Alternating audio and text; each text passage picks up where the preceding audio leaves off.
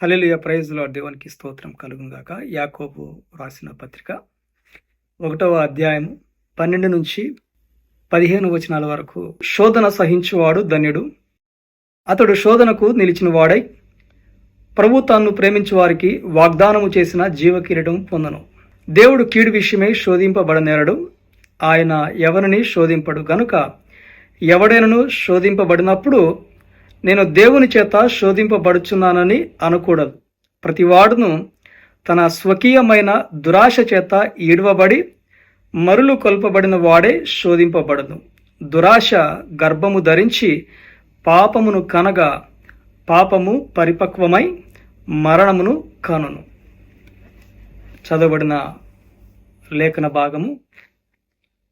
మరి మీరందరూ కూడా జీవకిరీటం పొందుకున్నట్లుగా సహనమును సహించేవారిగా, ప్రత్యేకంగా శోధించబడుతున్నటువంటి మీ సమస్యల నుంచి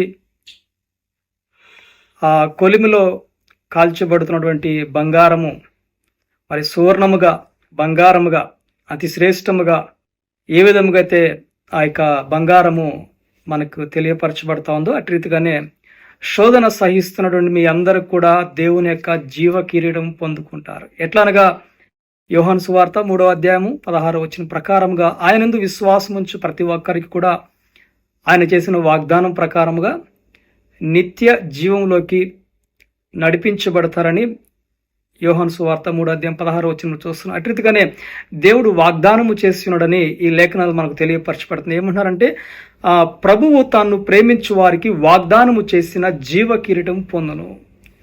సో యేసుక్రీస్తుని విశ్వసించినటువంటి దేవుని బిడ్డలారా, మరి ఆయన యొక్క వాగ్దానము ఇచ్చిన దేవుడు నమ్మదగిన వాడు కాబట్టి మీ విశ్వాస జీవితం బట్టి దేవుడు జీవ కిరీటం ఇస్తానని మరొకసారి తెలియపరుస్తూ ఈ లేఖనాల్లో ఉన్నటువంటి దేవుని మాటను గ్రహించవలసిన వారు మనం. అయితే దానికంటే ముందుగా ఉన్నటువంటి లేఖన భాగం కూడా చూడాలి. శోధన సహించువాడు ధన్యుడు. ఎవరు శోధన సహిస్తున్నారు? యేసుక్రీస్తు ప్రభువు వారు 40 దినములు ఉపవాసము చేసిన తర్వాత అపవాది చేత శోధించబడుతున్నట్లుగా మనం లేఖనాలు చూస్తుంటున్నాం. మత్తయి సువార్త 4వ అధ్యాయం 4వ వచనంలో, అదే రీతిగా లూకా సువార్త 4వ అధ్యాయం 4వ వచనంలో అపవాది చేత యేసుక్రీస్తు ప్రభువు వారు శోధించబడుతున్నట్లుగా చూస్తున్నాయి. ఏమంటారు అక్కడ? నీవు దేవుని కుమారుడు అయితే ఈ యొక్క రాళ్లను రొట్టిగా చేసుకుని చూపించమంటున్నాడు. నువ్వే గనక దేవుని కుమారుడు అయితే మరి ఇక దేవాలయం పైనుంచి కిందకి దూకమంటున్నాడు.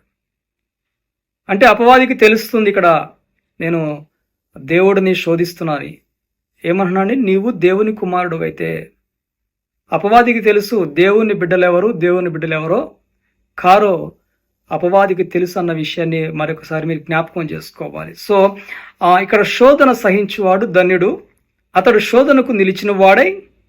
ఎలా అంటండి? శోధనకు నిలిచిన వారమై ఉండాలి.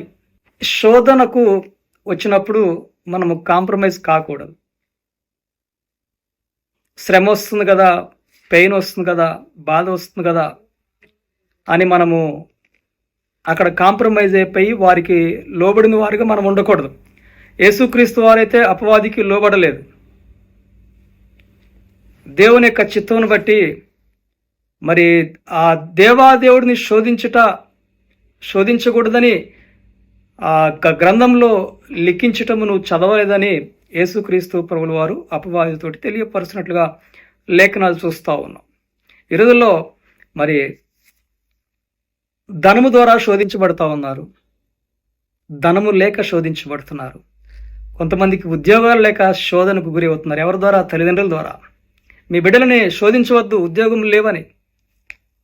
కొంతమందికి వివాహాలు జరగట్లేదని శోధిస్తూ ఉన్నారు. కొంతమందికి బిడ్డలు కలగట్లేదని కొంతమంది శోధిస్తూ ఉన్నారు. అత్తమ్మాలు శోధిస్తున్నారు, తల్లిదండ్రులు శోధిస్తున్నారు.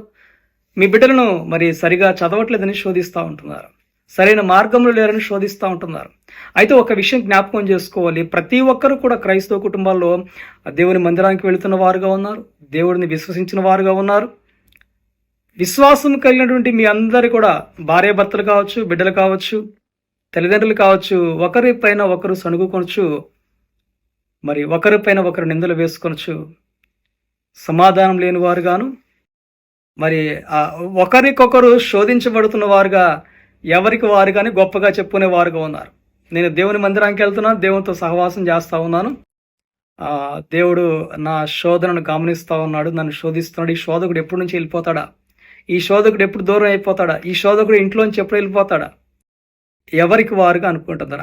అట్రీతిగానే మీ గృహంలో నివసిస్తున్న వారు కూడా ఈ శోధన ఎప్పుడు వెళ్ళిపోతుంది, ఈ యొక్క అపవాది ఎప్పుడు వెళ్ళిపోద్దని ఎవరి కుటుంబాల్లో వారు అనుకుంటా ఉన్నారు.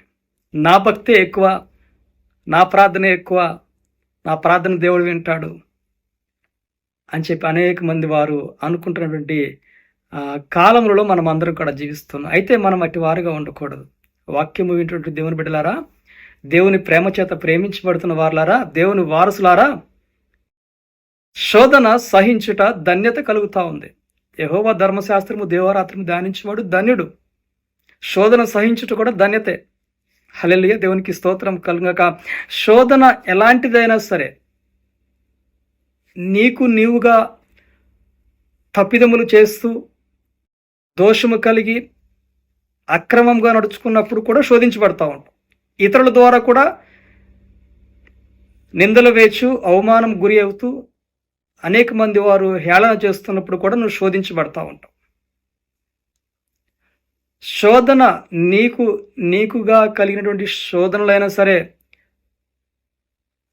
నీ వలన నీకు కలిగినటువంటి తప్పిదముల వలన నీవు కూడా శోధించబడుతున్నప్పుడు ఆ శోధనలో సహించేవారుగా ఉండండి. తప్పకుండా ఆ శోధనలో నిలిచిన వారు ఆ శోధనను జయించి దేవుని యొక్క నిత్యమైనటువంటి ఆయన యొక్క రాజ్యంలో జీవకిరీటం పొందుకునే వారుగా ఉంటారని ఇక రాత్రికాల సమయంలో వాక్యం సెలవిస్తుంది. దేవుడు తెలియపరుస్తూ ఉన్నాడు. శోధన మంచిది, శోధనలో సహించుట గొప్ప భాగ్యము. దేవుని యొక్క నామమును మహిమపరచుటకు దేవుడిచ్చిన ఘనతగా భావించాలి. హల్లెలూయా, దేవునికి స్తోత్రం కలుగాక. అయితే ఇక్కడ లేఖనాలు ఏం తెలియపరచబడుతున్నాయంట, దేవుడు కీడు విషయమే శోధింపబడనేరడు, ఆయన ఎవరిని శోధింపాడు. దేవాది దేవుడు ఎవరిని కూడా శోధించడండి. ఏబును కూడా దేవుడు శోధించలేదు. బాగా జ్ఞాపకం చేసుకో. యేసుక్రీస్తుని ప్రభుల వారు కూడా దేవుడైనప్పటికి కూడా ఆ పరలోకపు తండ్రి యేసుక్రీస్తుని శోధించలేదు. కేవలము అపవాది, దుష్టుడు, బలహీనుడు, అజ్ఞానుడు, మూర్ఖుడు మాత్రమే శోధిస్తూ ఉంటాడు. ఈ రోజున నీకు కలిగినటువంటి శోధన ఏదైనా సరే అది అపవాది చేత శోధించబడుతున్నా అన్న విషయాన్ని జ్ఞాపకం చేసుకోవాలి. అపవాది శోధన కంటే దేవుని యొక్క సామర్థ్యము, శక్తి, ఆయన ప్రేమ నిత్య జీవమునకు నడిపించేటువంటి దేవుని యొక్క మహిమ అన్న విషయాన్ని కూడా మీరు జ్ఞాపకం చేసుకోవాలి. హల్లెలూయా, దేవునికి స్తోత్రం. ఈ శోధన కంటే దేవుని యొక్క మహిమ ప్రభావం గొప్పది, బలమైనది, శక్తివంతమైనది. తద్వారా జీవ కిరీటము మరి శోధన సహించిన వారికి నిత్యమైన జీవము కిరీటము కలుగుతూ ఉంటుంది. మరణాంతం వరకు కూడా మనము నమ్మకముగా దేవుని విశ్వాసముతోటి శోధనలలో, బాధలలో, వేదనలలో మనము నమ్మతగిన వారుగా ఈ శోధనలు, ఈ శ్రమలు, ఈ ఇబ్బందులు, బాధలు వచ్చినప్పుడు దేవుని యొక్క విశ్వాస జీవితం నుంచి తొలగిపోవటకు అనేకమైనటువంటి తొందరపాటు కలిగినటువంటి ఆలోచనలు వస్తూ ఉంటాయి. ఆ తొందరపాటు ఆలోచనలు మనము చాలా జాగ్రత్తగా ఉండాలి. ఆ తొందరపాటు అడుగులలో ముందుకు వేయకూడదు. మనం అందరం కూడా గలిబిలి గందరగోళము తోటి మనము అటు ఇటు అడుగులు వేయకూడదు. మన యొక్క సత్యమైన జీవమైన యేసయ్య ఎదుట స్థిరముగా ఉంటుంది. ఈ యొక్క పాదములు స్థిరంగానే నలుపుకుంటూ మరి ఆ యొక్క పాపపు మార్గంలోకి, ఈలోక సంబంధమైన మార్గంలోకి మన యొక్క పాదములు, చేతులు మరి నడిపించే విధముగా మనము మన యొక్క హృదయ ఆలోచనలు ఉండకూడదు. కేవలము నీ యొక్క విశ్వాసము దేవునిపైనే కలిగి దేవుని సన్నిధిలో మొరపెడుతూ, దేవుని సన్నిధిలో ప్రార్థన చేస్తూ, దేవుని సన్నిధిలో మనవి చేసుకొచ్చు ముందుకు సాగిపోతున్నప్పుడు ఆ యొక్క దేవుని యొక్క వాగ్దానము నీ యొక్క జీవితంలో చూస్తావని. మరి ఇక్కడ ఏమన్నా అండి, దేవుడి చేత ఎవరు కూడా శోధించబడడు. చాలామంది మీతో చాలామంది అనే ఉంటారు, ఆ దేవుడు నాకు అన్యాయం చేశాడండి, దేవుడు ఏం చేయట్లేదండి, దేవుడు వారితోనే మాట్లాడుతున్నాడు, దేవుడు వారి కుటుంబాన్ని ఆశీర్వదిస్తున్నాడు, మమ్మల్ని ఆశీర్వించట్లేదు, మమ్మల్ని దీవించట్లేదు, దేవుడే ఉంటే కనుక ఇలా ఎందుకు చేస్తున్నాడు అనేటువంటి సందేహాలు, ఆలోచనలు చాలా మందికి వస్తూ ఉంటాయి. దేవుని వలన ఎవరు కూడా శోధించబడరు. హల్లెలూయా, దేవునికి స్తోత్రం కలుగక. సో ఆయన ఎవరిని శోధింపడు గనక ఎవడైనను శోధింపబడినప్పుడు నేను దేవుని చేత శోధింపబడుచున్నానని అనకూడదు. ఇది దేవుని యొక్క మాట అయినది.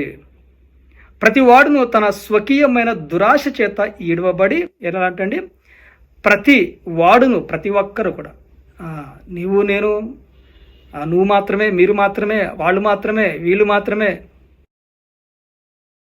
అనుటకు వీలు లేదు. ప్రతి ఒక్కరు, అందరూ కూడా, ప్రతి ఒక్కరు కూడా, ప్రతి వాడును తన స్వకీయమైన దురాశ చేత ఎడవబడి మరులు కొల్పబడిన వాడే శోధింపబడును. దురాశ చేత ఏమవుతున్నామంట, శోధింపబడుతున్నామని లేఖనాలు చాలా స్పష్టంగా తెలియపరిచే. ప్రతి వాడును, ఇక్కడ ఎవడు కూడా మరి నీతిమంతుడని ఇక్కడ దేవుని యొక్క వాక్యం సెలవించట్లేదు.